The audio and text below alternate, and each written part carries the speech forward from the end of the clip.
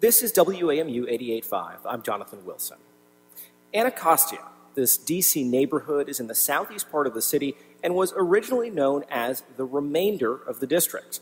And in many ways, that's how it's been treated and thought of for years. Well, this spring, WAMU presents Anacostia Unmapped, a project that invites people who live and work in the community to take us inside to people's living rooms and on their front porches.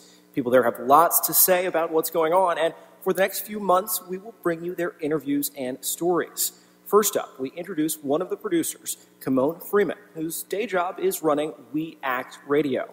It's a fixture in Anacostia, and so is Kimon. So I'm sitting at my desk, having a quiet moment, some tea, at my computer, starting my day. I look into the Great Ward 8 Facebook page and notice a posting by DCS that says rental rates, one-bedroom apartments across DC neighborhoods. There's a map. I look closer at this map. I notice there's no Ward 7 or Ward 8 on this map. Anacostia has fallen off the map. And all of Easter River, too.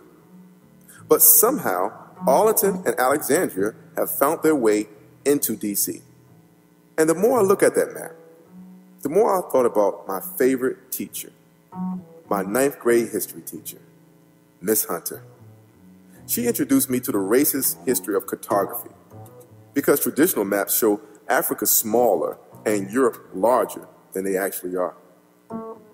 In fact, Miss Hunter even let us in on a little dirty secret. Europe ain't even a continent. Now, somebody out there saying ain't in a word either, but it is now. It's in a dictionary. That just goes to show you, if you keep telling the same story over and over, somebody will believe you. So check the map. Europe is not one massive body of land unto itself. That gave me a different outlook on the world. So having this iconoclastic teacher at such an early age, I developed a highly sophisticated BS detector. So I decided to do something. I wrote a letter. I wrote a letter to the editor, the associate editor, the contributing editor, Jesus and the 12 disciples, and 3 more white people, and waited for a response. And by the way, there was a disclaimer on the map. This is the reason for the omission. Please note, this map omits neighborhoods east of the river. Devin O'Brien, the blog post designer who put together the map, says it was nothing deliberate. They drew the boundary at the river.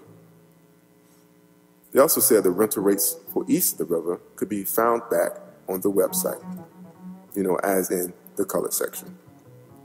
So when I finally did get a response, it went like this. Thanks for the note. Everything you outlined is 100% correct. It was a huge mistake on my part. To that end, I messed up here, and I apologize. So hey, I took his apology.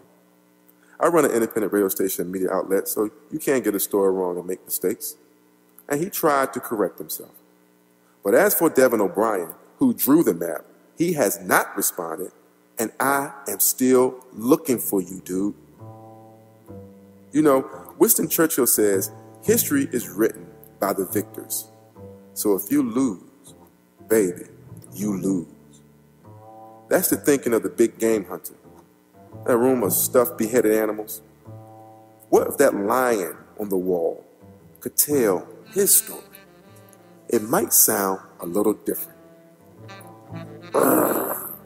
This some old king of the jungle. First of all, lions don't live in no damn jungle. They live on the savannah.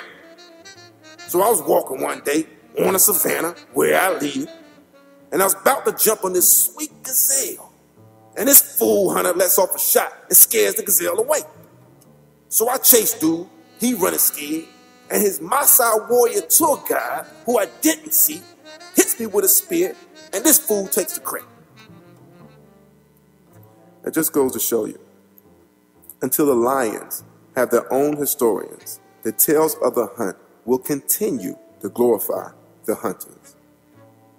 And until we in Anacostia tell our own stories, draw our own maps, create displacement-free zones, we too will be silenced.